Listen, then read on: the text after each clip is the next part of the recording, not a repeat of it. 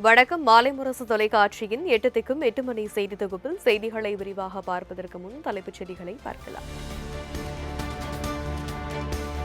தமிழ்நாடு முதலமைச்சராக நாளை பதவியேற்கிறார் தவேக தலைவர் விஜய். சென்னை நேரு உள் விளையாட்டு அரங்கத்தில் பதவியேற்பு விழா நடைபெற உள்ளதாகவும் தகவல்.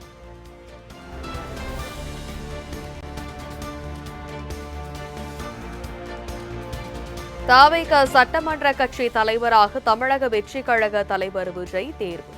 பனையூரில் நடைபெற்ற தவேக எம்எல்ஏக்கள் கூட்டத்தில் விஜய் ஒருமனதாக தேர்வு செய்யப்பட்டார்.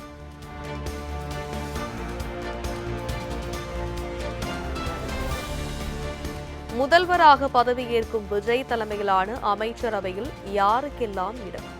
நாளை முதல்வராக பதவியேற்க உள்ள நிலையில் கட்சி நிர்வாகிகளுடன் விஜய் தீவிர ஆலோசனை.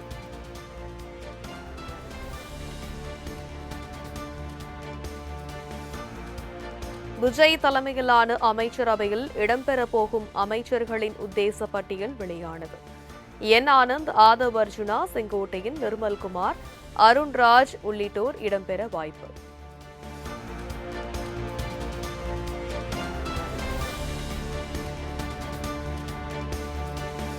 மாற்றத்திற்கான அரசியல் வெற்றியை நிகழ்த்தி காட்டிய தமிழ்நாட்டு மக்களுக்கு நன்றியை காணிக்கையாக்குகிறேன். எவரையும் சாராமல் மக்களை மட்டுமே நம்பி தேர்தல் களத்திலும் தில்லாக நின்றோம் என தவேக தலைவர் விஜய் பதிவு.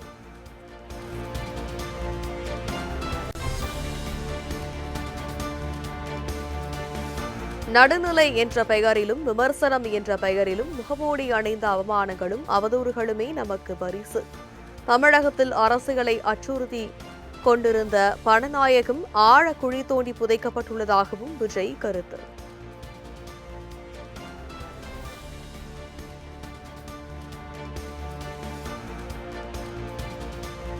தவேகாவுக்கு வாழ்த்து தெரிவித்த பிரதமர் மோடி மற்றும் ராகுல் காந்திக்கு அக்கட்சியின் தலைவர் விஜய் நன்றி. மாநில வளர்ச்சி மற்றும் மக்களின் நலன்களுக்கு ஒரு சேர உழைப்போம் எனவும் விஜய் கருத்து.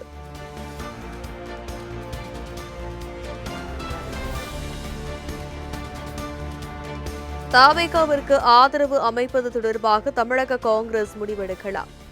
டெல்லியில் நடைபெற்ற ஆலோசனைக் கூட்டத்திற்கு பின் காங்கிரஸ் பொதுச் செயலாளர் KC வேணுகோபால் பேட்டி.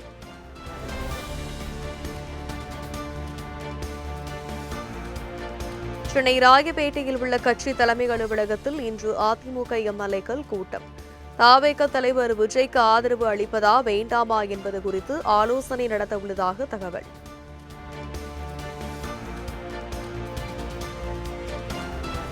ஆட்சி அமைக்க ஆதரவு கேட்டு தவேகவினர் எடப்பாடி பழனிசாமியுடன் பேச்சுவார்த்தை. தவேகவுக்கு ஆதரவு அளிக்கும் விவகாரத்தில் சுமூக தீர்வு ஏற்பட வாய்ப்புள்ளதாக எடப்பாடி பழனிசாமியை சந்தித்த பின் லீமா ரோஸ் பேட்டி. அது சொல்ல முடியாது. ஆனால் எங்கள் தலைவர் என்ன சொல்கிறாங்களோ அதை தான் கேட்க முடியும். எடப்பாடி என்ன அதில் பேச்சுவார்த்தை நடந்துட்டு இருக்குது. அது நல்லபடியாக நான் நடக்கும்னு நினைக்கிறேன்.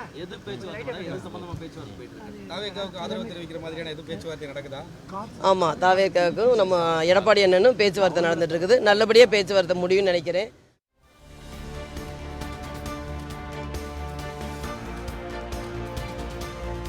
தமிழகத்தில் தவேக ஆட்சி அமைக்க அதிமுக ஆதரவு அளிக்காது. சென்னையில் அதிமுக பொதுச் செயலாளர் எடப்பாடி பழனிசாமியை சந்தித்த பின் OS மணியன் பேட்டி. வேட்பாளராக சட்டமன்ற உறுப்பினராக பொதுச் செயலாளர் அவர்களை நேரில் சந்தித்து அவர்களுக்கு நேரில் வந்து வாக்கு கேட்டு உழைத்திருக்கிறார்கள். பொதுச் செயலாளருக்கு நன்றி தெரிவித்துவிட்டு எங்களுடைய நன்றியை தெரிவித்து விட்டு வந்திருக்கிறோம். அவ்வளோதான் சார். இப்போ தொங்கு சட்டசபை என்பது தமிழ்நாட்டில் அமைஞ்சிருக்கு. அதுக்கெல்லாம் காலம் பதில் சொல்லும், பொதுச் செயலாளர் சொல்லுவாங்க.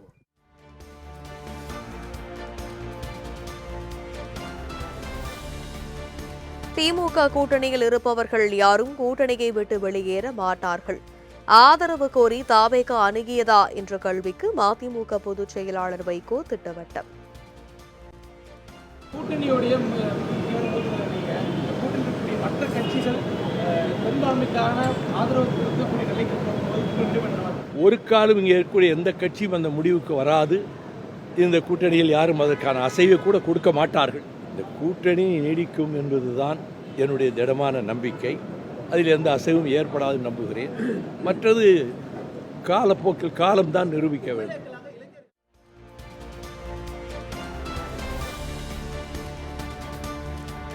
தவேக தலைவர் விஜய் ஆட்சி அமைக்க விசிக ஆதரவு அளிக்குமா? யூகங்களுக்கு பதில் சொல்ல முடியாது என திருமாவளவன் பேட்டி. தவேகாவை எங்கள் எதிர்ப்பின் இலக்காக நாங்கள் முன்னிறுத்தவில்லை. ஆகவே தவேகாவுக்கு எதிரான பரப்புரைகளை நாங்கள் தீவிரப்படுத்தவில்லை. தமிழ்நாட்டின் அரசியல் சூழலை, சமூக நீதி அரசியல் சூழலை பாதுகாக்க வேண்டும் என்பதில் குறியாக இருக்கிறோம், உறுதியாக இருக்கிறோம். நீ யூகமான கேள்வி கேட்குறீங்க, யூகமாக நான் பதில் சொல்ல முடியாது. நீங்கள் யூகமாகவே நீங்களே பதில் எழுதிக்கீங்க.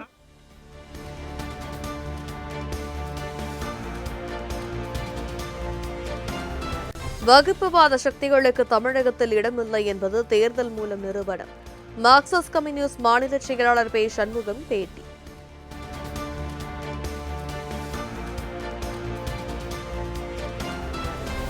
பெரும்பான்மை இல்லாத நிலையில் ஆட்சி அமைக்க தவேக தலைவர் விஜய்க்கு ஆதரவு இல்லை. தாங்கள் மதச்சார்பற்ற வெற்றி கூட்டணியில் நீடிப்பதாகவும் தேமுதிக பொதுச் செயலாளர் பிரேமலதா திட்டவட்டம். விஜய் தரப்புல இருந்து உங்கள்கிட்ட பேசிருக்காங்க மேடம், ஆதரவு கேட்டு? முதல்வர் விஜய் தரப்புல ஆதரவு கொடுப்பீங்க? நாங்க மதசார்பற்ற வெற்றி கூட்டணி தான், அதுல நாங்க உறுதியாக இருக்கிறோம்.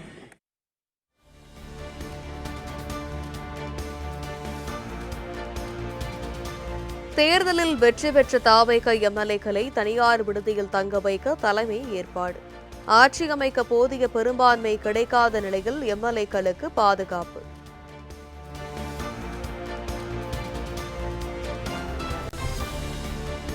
லால்குடியில் போட்டியிட்டு தோல்வியடைந்த கூபா கிருஷ்ணன் விஜயுடன் சந்திப்பு. விஜய் ராஜினாமா செய்யும் திருச்சி கிழக்கு இடைத்தேர்தலில் போட்டியிட வாய்ப்பு கேட்டதாக தகவல்.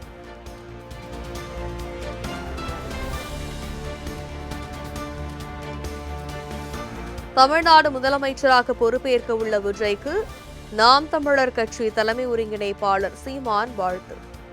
தம்பி விஜய் தலைமையிலான புதிய அரசுக்கும் வெற்றி பெற்ற அனைத்து சட்டமன்ற உறுப்பினர்களுக்கும் வாழ்த்துக்கள் என எக்ஸ் தளத்தில் பதிவு.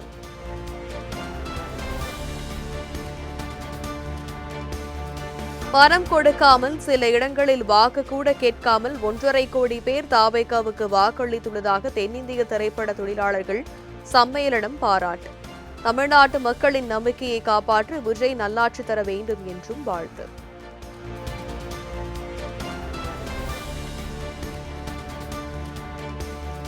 சென்னை அண்ணா அறிவாலயத்தில் திமுக தலைவர் மு.க.ஸ்டாலின் தலைமையில் நாளை மாலை எம்எல்ஏக்கள் கூட்டம்.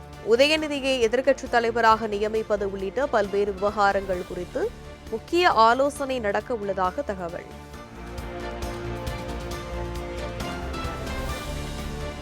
திருப்பத்தூரில் அமைச்சர் பெரிய கருப்பன் ஒரு வாக்கு வித்தியாசத்தில் தோல்வியடைந்தது தொடர்பாக வழக்கு தொடரப்படும்.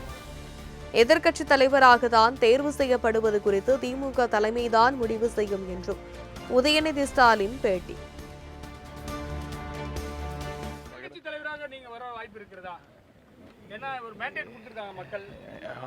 மக்கள் என்ன தீர்ப்பு கொடுத்துருக்காங்களோ அது நான் மதிக்கிறோம், அதுக்கு தலைவணங்குறோம், அதை ஏற்றுக்கிறோம். அது எங்கள் தலைவர், கட்சி தலைவர், எங்கள் பொதுச் செயலாளர் அவங்க டிசைட் பண்ணுவாங்க. ஆமாம், இப்போ நீதிமன்றத்துக்கு போவதற்கு தலைவர் அவர்கள் அதுக்கு ஆலோசனை நடத்தியிருக்கிறாங்க. பார்ப்போம் என்ன நடக்குன்னு பார்ப்போம்.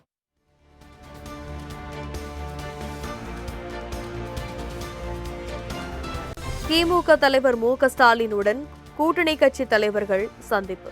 அண்ணா அறிவாலயத்தில் வைகோ, திருமா சண்முகம் உள்ளிட்டோர் ஸ்டாலினை சந்தித்து ஆலோசனை.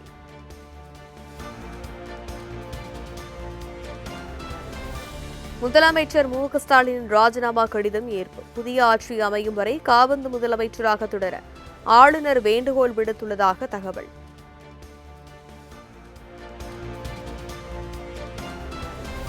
சென்னை தலைமைச் செயலகத்தில் இருந்து மு.க.ஸ்டாலினின் புகைப்படங்கள் அகற்றம். ஆட்சி மாற்றம் ஏற்பட்ட நிலையில் திமுக தலைவர்களின் புகைப்படங்களை அகற்றிய ஊழியர்கள்.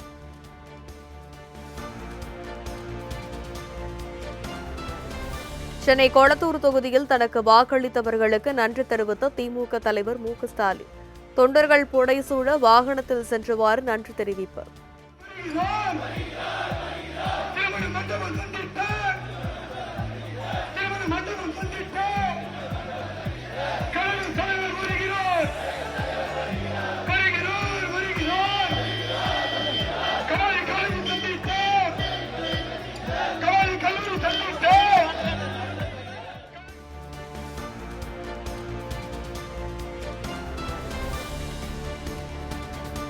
கொளத்தூர் தொகுதியில் வாக்காளர்களுக்கு மு.க.ஸ்டாலின் நன்றி தெரிவித்த போது கண்ணீர் விட்டு அழுத சேகரபாபு மற்றும் தொண்டர்கள்.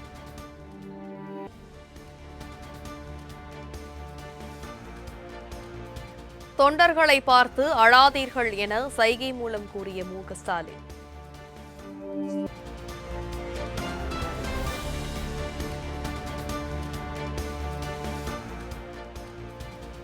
இரண்டாயிரத்து 26 தேர்தல் ஒரு மாயை போன்றது எனவும் வெற்றியும் தோல்வியும் யாராலும் கணிக்க முடியாத வகையில் அமைந்ததாகவும் பிரேமலதா விஜயகாந்த் கருத்து. தோல்வியுற்ற வேட்பாளர்கள் மனம் தளராமல் இருக்க வேண்டும் எனவும் அறிவுரை.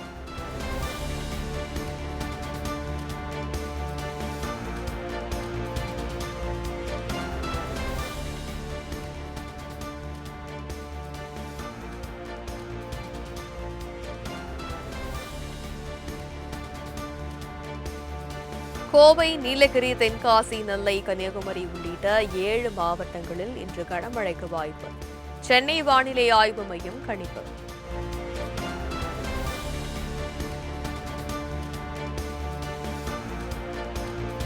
திருப்பூர், ஈரோடு, மதுரை, விருதுநகர் உள்ளிட்ட 10 மாவட்டங்களில் நாளை கனமழை பெய்யக்கூடும்.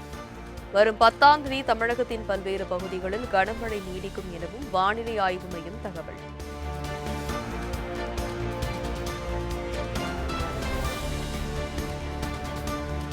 தமிழகத்தில் அதிகபட்ச வெப்பநிலை ஒரு சில இடங்களில் 3 முதல் செல்சியஸ் அதிகரிக்கக்கூடும். சென்னை வானிலை ஆய்வு மையம் எச்சரிக்கை.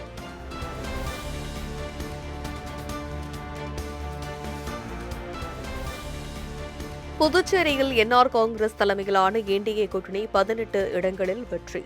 மீண்டும் ஆட்சி அமைக்கிறது என்டிஏ.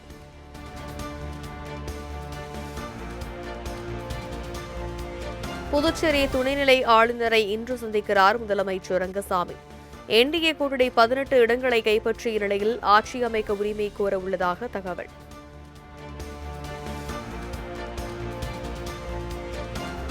திருநள்ளாறு தொகுதியில் போட்டியிட்ட பாஜக மாநில துணைத் தலைவர் ஜே.என்.எஸ். ராஜசேகரன் வெற்றி. 9,000க்கும் அதிகமான வாக்குகள் வித்தியாசத்தில் காங்கிரஸ் வேட்பாளர் கமலக்கண்ணனை வீழ்த்தினார்.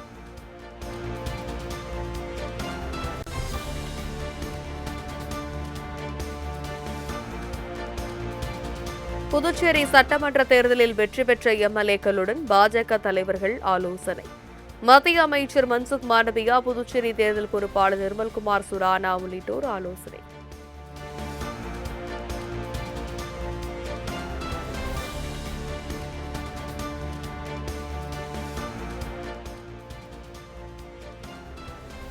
புதுச்சேரி பாஜக சட்டமன்ற குழு தலைவராக நமச்சிவாயம் தேர்வு. மத்திய அமைச்சர் மன்சுக் மாண்டவியா தலைமையில் நடைபெற்ற பாஜக சட்டமன்ற உறுப்பினர்கள் கூட்டத்தில் நமச்சிவாயம் தேர்வு.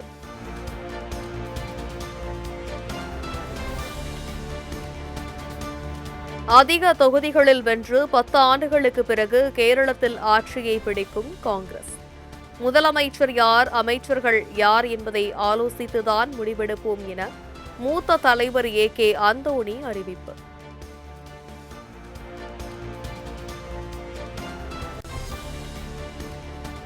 மேற்கு வங்க முதல்வர் பொறுப்பிலிருந்து விலக மாட்டேன் என மம்தா பானர்ஜி அறிவிப்பு. வாக்கு எண்ணிக்கை மிகவும் அநீதியான முறையில் நடந்துள்ளதாக குற்றச்சாட்டு.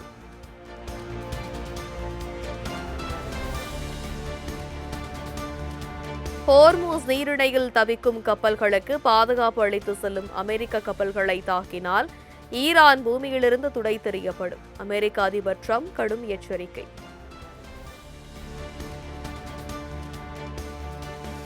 உலகளாவிய விநியோக சங்கிலியை ஆயுதம் போன்று பயன்படுத்தி வருகிறது ஈரான். பணைய கைதி போன்று உலகளாவிய பொருளாதாரம் ஈரானின் பிடியில் சிக்கியுள்ளதாகவும் அமெரிக்கா விமர்சனம்.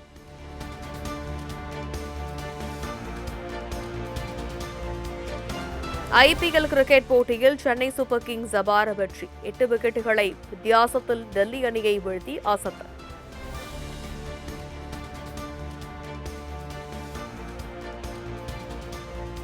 ஐபிஎல் கிரிக்கெட் தொடரின் இன்றைய ஆட்டத்தில் ஹைதராபாத் பஞ்சாப் அணிகள் பல பரீட்சை. வெற்றி பெறும் முனைப்பில் இரு அணி வீரர்கள் தீவிர பயிற்சி.